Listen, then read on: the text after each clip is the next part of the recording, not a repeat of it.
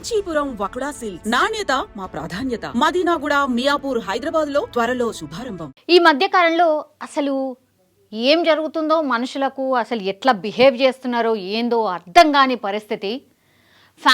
ఫ్యామిలీనే ఆగం చేసేస్తున్నారు కొంతమంది. అంటే చిత్ర విచిత్రమైన డెసిషన్స్. అసలు నిజంగా చదువుకున్నారా, చదువుకోలేదా అర్థం కాని పరిస్థితుల్లో ఉంటున్నాయి. కొన్ని ఇన్సిడెంట్స్ అయితే అత్యంత దారుణం అనమాట. మనం కూడా ఎక్స్పెక్ట్ చెయ్యం. అదే ఫ్యామిలీతో కలిసి ఉంటారు, అందరు కలిసే ఉంటారు, అయినా సరే మనిషి ప్రవర్తన ఎట్లా ఉంది ఏంటిది అనేది కూడా అంతుపట్టడం లేదు. భార్య భర్తలదే అర్థం చేసుకోలేని సిచ్యువేషన్లో మారిపోతున్న సందర్భాలు బాగా కనిపిస్తున్నాయి. ఈ మధ్యకాలంలో ఈ ఆత్మహత్యలు అయితే విపరీతంగా పెరిగిపోయినాయి. ఈ సెన్సెస్ ఒకవేళ తీస్తే మాత్రం నిజంగా ఈ 2-3 నెలల నుంచే మీరు చూడండి, ఈ ఇయర్లోనే మీరు చూడండి, జనవరి, ఫిబ్రవరి, మార్చ్ ఈ 3 నెలలు తీసినా కూడా చాలా అంటే చాలా పెద్ద సంఖ్యలో ఇట్లా ఆత్మహత్యలు చేసుకునే వారి సంఖ్య పెరుగుతుంది. అట్లనే కన్న బిడ్డల్ని లేకపోతే తల్లిదండ్రుల్ని ఇట్లా సంపుతున్న సందర్భాలు కూడా చాలా అంటే చాలా ఉన్నాయి. ఇది అట్లాంటి కేసే. చూడ్డానికి ఎంత బాగున్నారు. ఈ పిక్ని చూస్తే అర్థం చేసుకోవచ్చు. అసలు మనం ఇమాజిన్ కూడా చేయలేమన్నమాట ఈ ఘటన. అంత దారుణం. ఏం జరిగింది అంటే ఇది ఎక్కడా ఏంటి అనేది నేను ఒకసారి చెప్పే ప్రయత్నం చేయబోతున్నా. ఈయన పేరు వచ్చేసి వానపల్లి చంద్రశేఖర్, భార్య పేరు వచ్చేసి తనూజ. సో బిడ్డల్ని కంటికి రెప్పలా కాపాడాల్సిన తండ్రే పూర్తిగా ఒక కాల యముడుగా మారిపోయిండు. అత్యంత క్రూరంగా వారి జీవితాలనే చిదిమేసిన పరిస్థితి. కాళ్ళు చేతులను తాళ్లతో కట్టేసి నీళ్ల బకెట్లలో తల ముంచి ఊపిరి తీసేసిండ్రు ఈ తండ్రి. ఆత్మహత్య చేసుకున్నాడు. ఆ తర్వాత కేంద్ర ప్రభుత్వం ఉద్యోగం, సొంతిల్లుంది, మంచి కుటుంబం ఉంది. ఈ పోటీ ప్రపంచంలో తన పిల్లలు రాణించలేరని ఊహించుకొని వారిని చంపేసినట్టు ఒక సూసైడ్ నోట్ కూడా రాసిండు. హోలీ పండుగ రోజు కాకినాడలోని సుబ్బారావు నగర్లో ఈ దారుణమైతే జరిగింది. సర్పవరం సిఐ పెద్దిరాజు ఏం చెప్పిండు అంటే, తూర్పుగోదావరి జిల్లా తాడేపల్లిగూడానికి చెందిన వానపల్లి చంద్రశేఖర్ కాకినాడ జిల్లా వాకలపూడిలోని ఓఎన్జీసీ కార్యాలయంలో అసిస్టెంట్ అకౌంటెంట్గా పనిచేస్తున్నాడు. కేంద్ర ప్రభుత్వ ఉద్యోగం ఉన్నది ఈ చంద్రశేఖర్కి. నగరంలో ఓ ఫ్లాట్లో నివాసం ఉంటున్నాడు. అతనికి భార్య తనుజ, 1వ తరగతి చదివే జోషిల్ కేవలం 7 సంవత్సరాలు మాత్రమే, యూకేజీ చదివే నిఖిల్ కేవలం 6 సంవత్సరాల మాత్రమే పిల్లలు ఉన్నారు.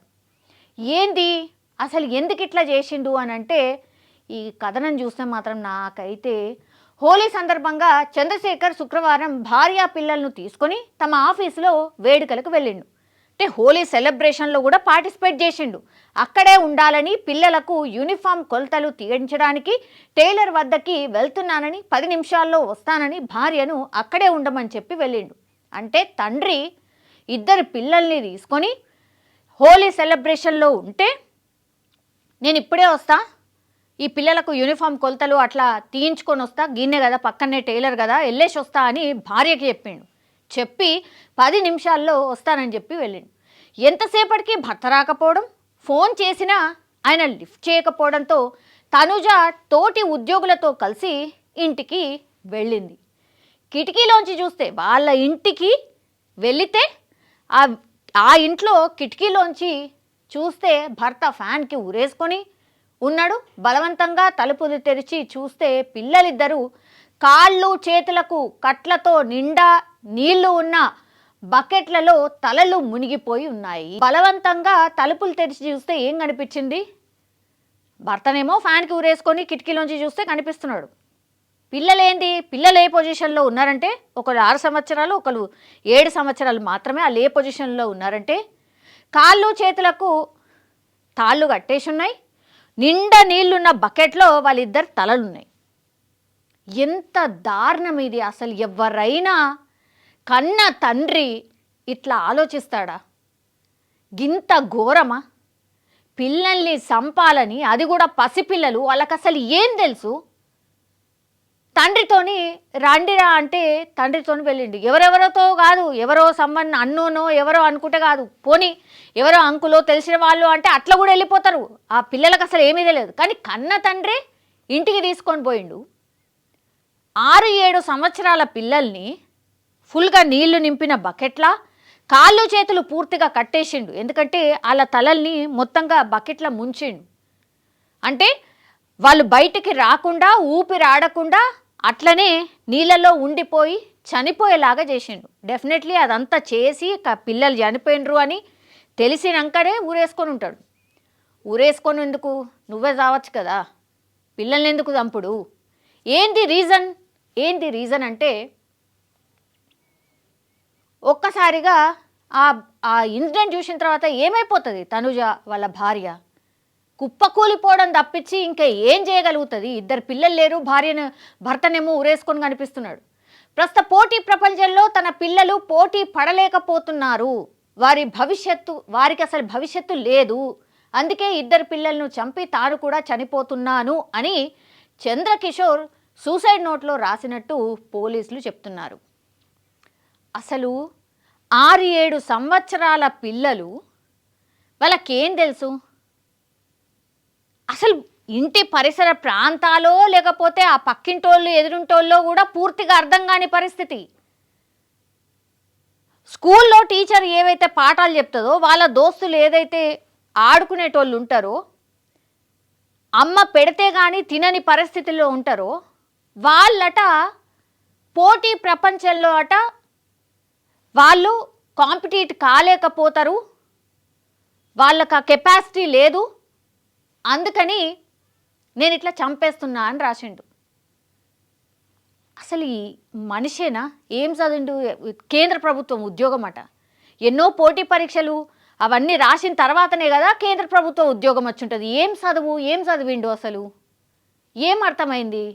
ఇంగిత జ్ఞానం అన్న ఏమన్నా ఉందా? 6-7 సంవత్సరాల పిల్లలకు అసలు ఏం తెలుసని? కాంపిటేటివ్ వరల్డ్లో వాళ్ళు ఉండలేరట. అసలు వాళ్ళకి ఏం తెలుసు?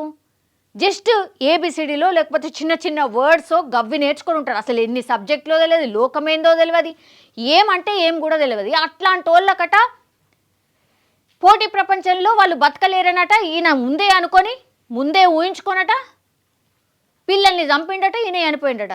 ఎంత నాన్ సెన్స్ అసలు! అసలు నిజంగా బుద్ధి ఉందా? చూస్తేనైతే గంత మంచిగా ఉన్నాడు కదా, ఉద్యోగం చూస్తే కూడా మంచిగానే ఉంది కదా, ఆస్తిపాస్తులు కూడా ఉన్నాయి కదా, ఏంది ఇప్పుడు? డిజేబుల్డ్ చిల్డ్రన్ కూడా చాలామంది ఉంటారు, వాళ్ళు కూడా ఇట్లా నీ లెక్క ఆలోచించరేమో. వాళ్ళ పాపం అసలు మన దాంట్లో ఉండరు. అంగవైకల్యం ఉన్న పిల్లలు ఉంటారు. మరి వాళ్ళ పేరెంట్స్ ఏం అనుకోవాలి? వాళ్ళు ఎట్లా ఆలోచించాలి? అంటే ఫర్ అన్ ఎగ్జాంపుల్ నేను చెప్తున్నా, అంటే కంపారిజన్ చేస్తున్నా అని చెప్పి నిజంగా తప్పు పట్టకండి దయచేసి. అంటే చెప్తున్నా ఎంత దారుణమైన పరిస్థితుల్లో ఈ తండ్రి ఉన్నాడు, ఈ ఆలోచన ఉంది. గింత ఘోరమా? ఎట్లా చంపాలనిపిస్తుంది పిల్లల్ని? ఇప్పుడు ఆమె ఏం కావాలా? తనూజ వాళ్ళ భార్య ఏమైపోవాలా? పిల్లలు లేరు, నీకైతే అసలు తెలివే లేదు కాబట్టి నువ్వు ఎట్లాగూ చచ్చిపోదాం అనుకున్నావు, చచ్చిపో కదా. పిల్లల్ని ఎందుకు చంపాలా? అసలు నీ ఆలోచన ఏంది? కాంపిటేటివ్ వరల్డ్లో కాంపీట్ చేయలేరు కాబట్టి చంపేసిన. అసలు నాన్ సెన్స్, రీజనే కాదు అసలు, అది రీజనే కాదు.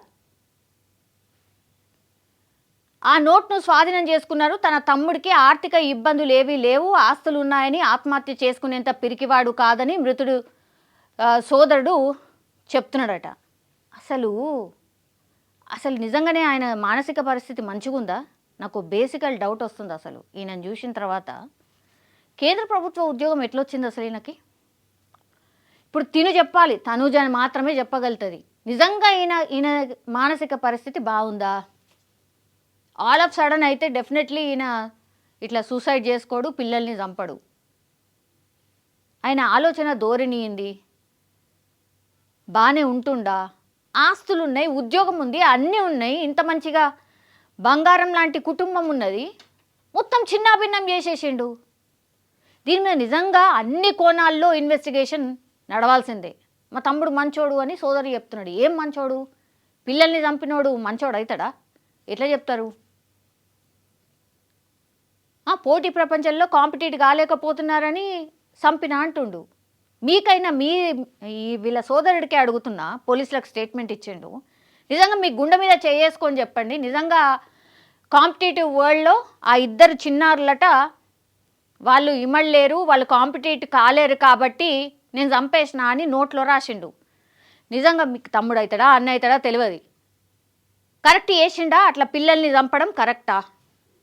వీళ్ళ సోదరుడికే అడుగుతున్నా, పోలీసులకు స్టేట్మెంట్ ఇచ్చారు కదా. మంచోడు అంటున్నారు, ఏం మంచిగా అనిపిస్తుంది? పిల్లల్ని చంపినోడు మంచోడు ఎట్లయితాడు చెప్పండి. ఇట్లాంటి అన్ని ఆన్సర్స్కి మరి ఈ క్వశ్చన్స్కి అన్నిటికీ ఆన్సర్ చెప్పాల్సిందే. గింత దారుణమైన ఆలోచన ఉన్నటువంటి వ్యక్తి మంచోడు ఎట్లయితాడు? అన్ని కోణాల్లో ఇన్వెస్టిగేషన్ జరగాల్సిందే. ఇదేనా, ఇంకేమైనా రీజన్ ఉందా? డెఫినెట్లీ పోలీసుల ఇన్వెస్టిగేషన్ అయితే జరుగుతుంది, నో డౌట్ ఎట్ ఆల్. కానీ ఈ రీజన్ ఒకవేళ ఈయన నోట్లో రాసిన రీజన్ ఒకవేళ కరెక్ట్ అయితే మాత్రం నిజంగానే ఈయనకు మెంటల్ ఉన్నట్టు లెక్క, ఈయన మానసిక పరిస్థితి బాలేదు అని లెక్క. వెళ్ళి ఈయన ఆఫీస్లో కూడా అడగండి, వీళ్ళ కొలీగ్స్ని కూడా అడగాల్సిందే, భార్యను కూడా పూర్తిగా ఇన్వెస్టిగేషన్ చెయ్యండి, తనేం చెప్తుందో వినండి. ఆ కోణంలోనే ఈ కేసుని టేకప్ చేయాల్సిన అవసరం అయితే డెఫినెట్లీ కనిపిస్తుంది. ఇట్లాంటి స్టోరీలు విన్నా లేకపోతే ఇట్లాంటి ఇన్సిడెంట్లు చూసినా సమాజానికి ఏం మెసేజ్ ఇచ్చిపోతున్నారో అర్థం కాని పరిస్థితిలో ఉంటుంది. దయచేసి ఇట్లాంటి పిచ్చి పిచ్చి వాటికి మాత్రం ఇంకెవ్వరూ ఇట్లాంటి పిచ్చితనంగా బిహేవ్ చేయకండి. దయచేసి కన్న పిల్లల్ని చంపడానికి అసలు మనసు ఎట్లా ఒప్పుతున్నదో నాకైతే అర్థమైతలేదు. కొంచెమైనా ఇట్లా ఏమన్నా అనిపించినప్పుడు వెళ్ళండి, డాక్టర్స్ ఉన్నారు మనకు అందుబాటులో. మోటివేషన్కి సంబంధించినవి అన్నీ మస్తు, అంటే యోగా ఉంది, ఇట్లా సమ్ స్ట్రెస్ రిలీఫ్ కోసం ఏదైనా వేరే ట్రై చేయండి. కానీ ఇట్లా ప్రాణాలు మాత్రం తీయకండి, తీసుకోకండి.